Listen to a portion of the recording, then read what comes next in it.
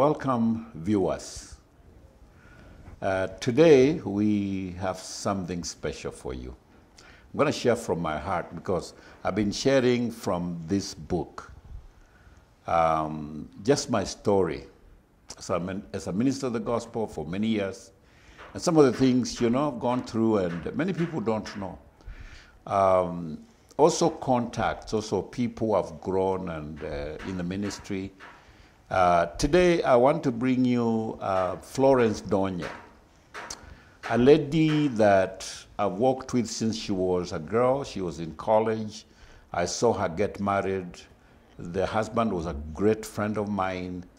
And he later, in the 80s, came to work with me here in Thika. And she'll tell us a little bit about herself. But there are two things that stands out as I share this, and that's why I had, I asked her to come and share with us on this channel. I will share with you the worst announcement I've had to make in life. That will come up, so hang on there. And the second one is one of the most desperate prayers, and I wanted to hear it, in my life that I had to make, and the results, thereafter. There was, I saw a picture of a monkey the other day. The monkey was breastfeeding its baby, and it had been hit on the head, and there was blood all over the body, dripping down, and the little baby was still breastfeeding. And it was on Facebook, and somebody wrote up there, this is what pastors, ministers of the gospel have to go through. They get hurt, they get heartbroken, they get challenges, and yet they still stand up. They can afford to still stand up and feed the flock. Welcome, Florence Ndonye. We used to call you Mulandi, but then you preferred Ndonye, and you will tell us why. Welcome. Say hello to my viewers. Hello, viewers. This is Florence Ndonye, and I want us to briefly just tell us your story in brief. My name's Florence Ndonye. I was born in 1956 by parents that were not Christians. My family was a broken family, but 1969 the Lord saved my life, and from there things changed. I started looking at life differently. I grew up as like a desperate girl, serving in people's houses to get my school fees and my upkeep. But the Lord watched over me. Once I gave my life to the Lord Jesus Christ in 1969, August 18th,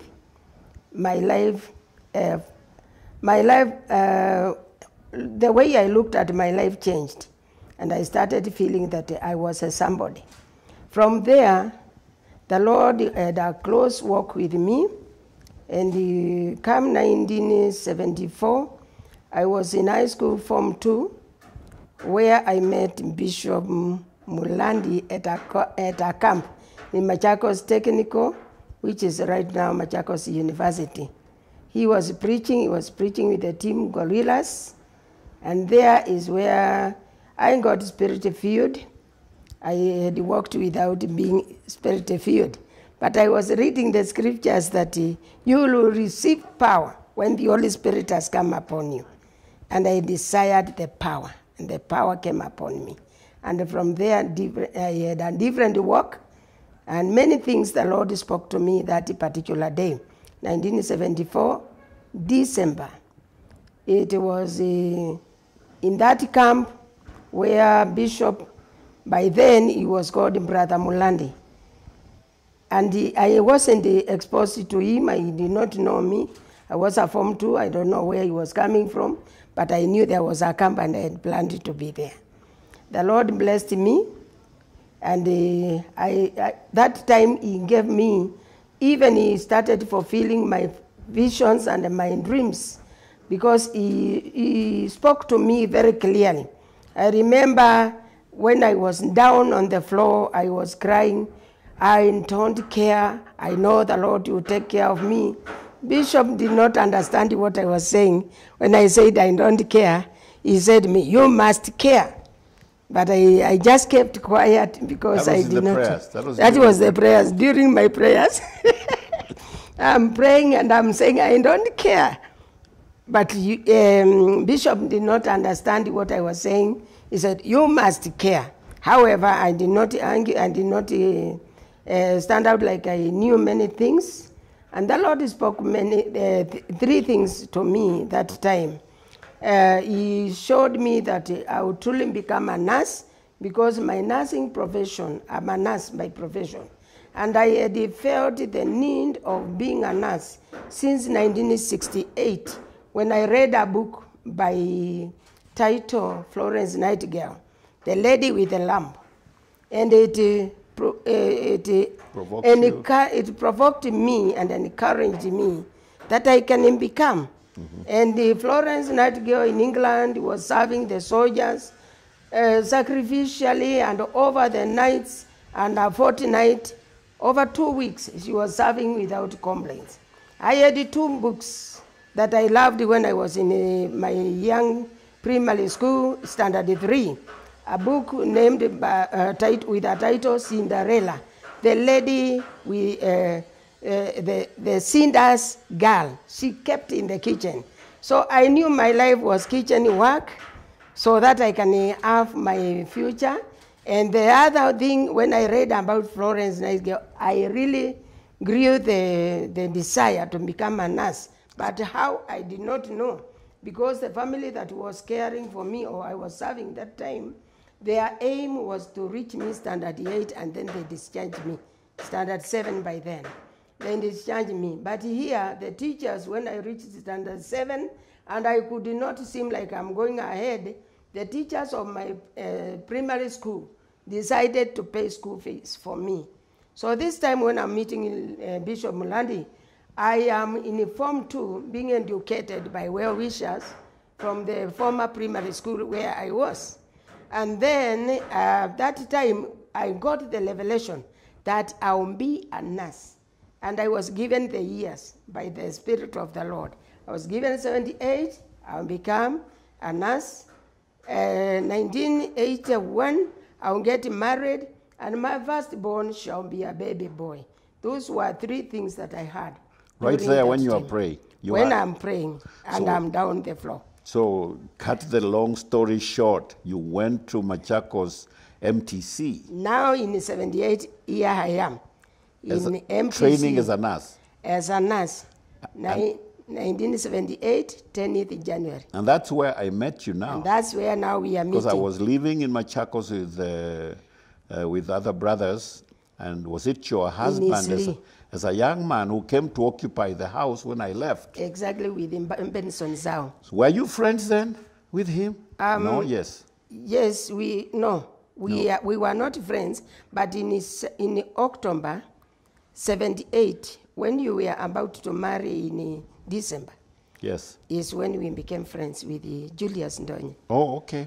Now I remember, before I forget, I remember Julius and Zhao, they came to live in Isli, the house I was living in. Yes. And that house had a problem of water. Yes. So when I moved out, they came to live there. And did they pray for water, and water came? Yes. That is your husband? Yes, my husband prayed. They were quite vibrant and radicals. Call them radicals. Yeah. And I think that the night they prayed for water, they had come home with a chicken, and they didn't have water to cook this chicken. Yes. So they prayed radically for water. Yes. And the taps that they had no water for a long time produced water that night. And that filled a treetop bottle. That is the water they used. And treetop bottle. That is, a treetop bottle was a liter. Yes, it's a liter. Like a liter, 700 mils. 700 mils, not quite a liter, but 700 mils. That is the man that she met. So you went ahead, got married, and you had how many children? 4 sons. 4 sons. Yes. Do you remember when you came, when you moved to Thika to serve with me? Which year was that? Yes, I do. 1986. He came in May, I came in July 20th. 1986, they joined me here to serve with me. The husband was working as an accountant. He kept our books.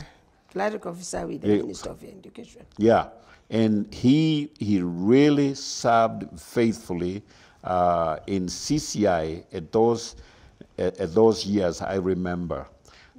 Did you understand what was going on? Because when he said he's coming to serve, to quit from the education, the Minister of Education, to come and serve with me, did you understand that at that time?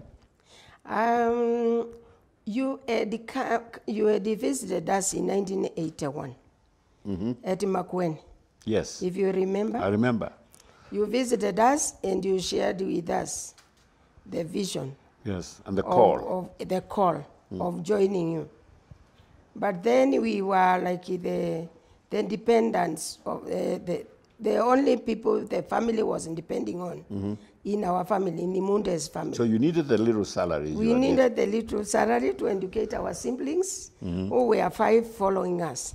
That was in Makueni. Yes. So you said you were the only people earning for your 2 families. Yes. So you needed that. But yes. Later on, after several years. After 4 years, 5 years. 5 years. Then what happened? You had the call more seriously? Once again, you called us. Yes. You followed us. Yes. And you talked to us while we were living at Mulinge's apartment in Machakos. And then my husband asked me, Bishop Mulandi is still following me. What do you say? And I told him, now this time I'm not going to say a thing. We are going to ask Bishop Mutua to come and assess the calling for us. So we consulted with Bishop Mutua. I made supper for them. They came and he gave us a go-ahead. He spoke 3 words.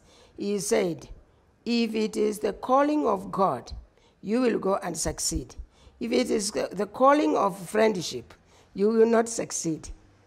But follow the calling of God. Not your self-calling, not the calling of friendship, but the calling of God. And that's what happened. And he released us. And he released you, and he followed. And we followed. I packed your things in my station wagon. In a lorry. Was it in a lorry? Yes, because we had even cows. Even the cows, I carried them. Yes, and you carried the goats. Goats and we cows. left with everything, and you took them to Dunsambuk. Okay, somewhere there. Somewhere there. That was a very serious move. Did you feel fearful? What am I doing? Although it is, sometimes... It was now affirmed in me. Yeah. Because it was a repeat of words that I had spoken to my husband in 1982 when you persisted. And I told him, my husband, we need to know whether we are hearing the voice of God or not. If we are hearing the voice of God, we will not lingerate. But if we are hearing the voice of man, even our own voice, we may end up with the lingerate. And he paused for those number of years. So this time when he's speaking up, I'm not challenging him anymore. So you come to Thika and he becomes many things.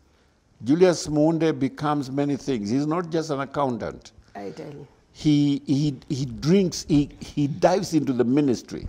He's preaching with me. We are going out planting churches. Yes. On Sunday, we are here in the church. He's part of what God was doing here. Yes. And then in the ministry, SCMI, we had something going, although we didn't call it SCMI, but we had something going, and he dived into it. We went into ministry of the youth. We went into ministries of street people, border drivers, and all that.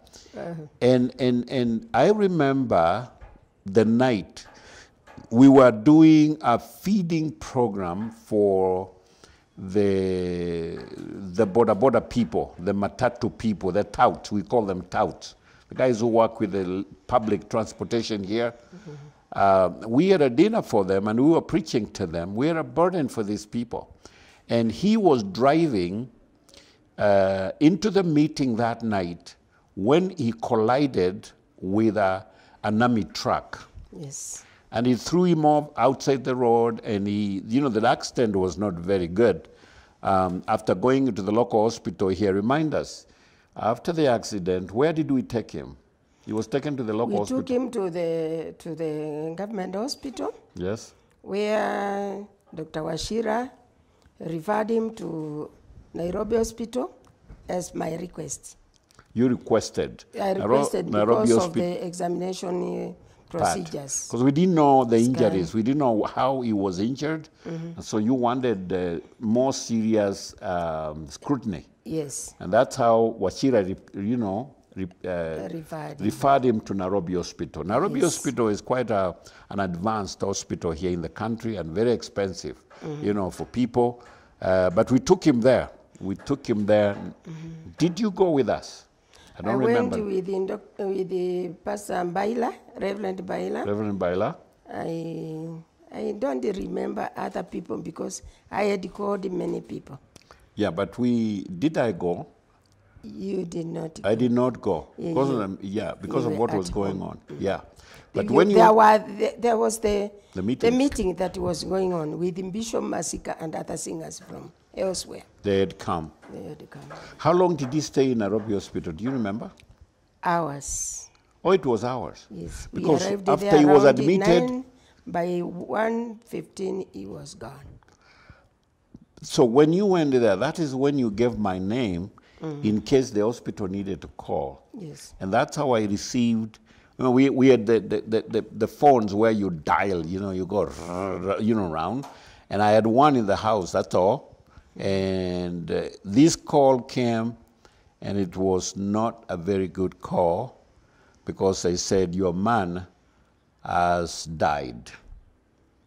And I sat there. He was a friend, family friend. His children, we were growing with our children. He was a ministry person. He was a pastor. He kept our books. The announcement that my man, Julius Munde, as we called him, has died was shocking. And I was the one to go to the family now and break the news because the wife had left the hospital. She was at home with the children. And so tell us now a little bit when I knocked at the door, and it was late. It was late at night. Yes. What went through your mind?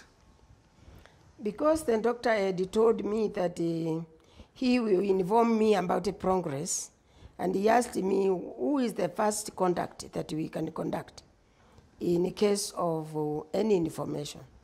And I gave you a number. So when I saw you, or I heard the knock at the gate at around 3 a.m., it just came to my mind that now it is the bad information.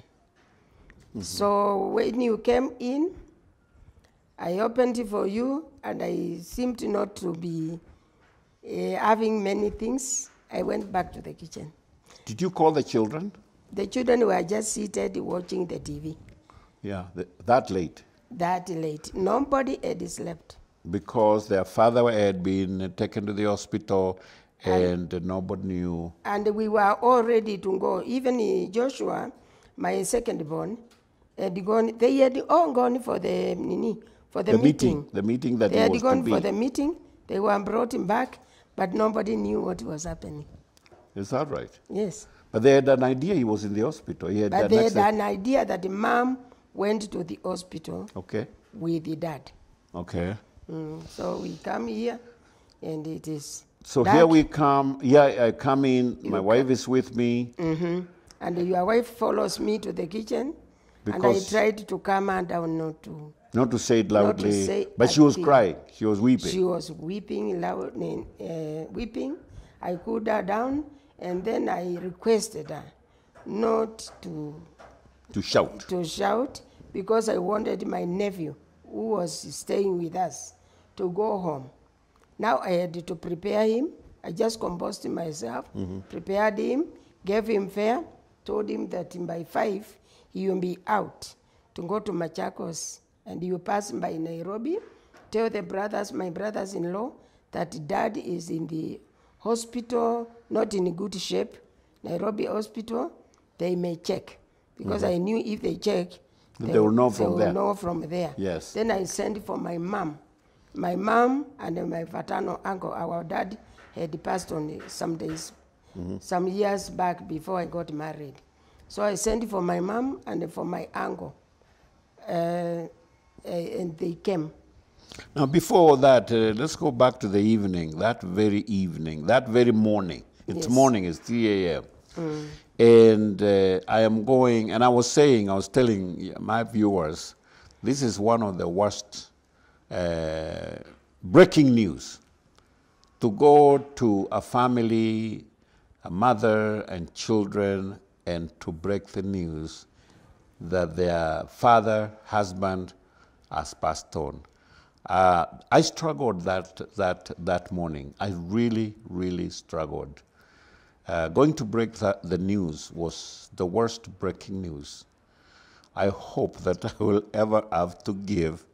Maybe as I live long, I'll still make more breaking news. But this one was very, very breaking at this time, to break to the family and then to see their reaction. You go there thinking this might happen, this might happen.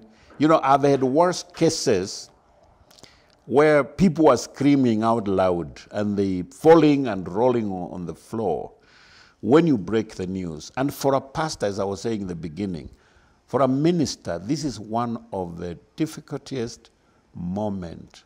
And you wish you didn't have to.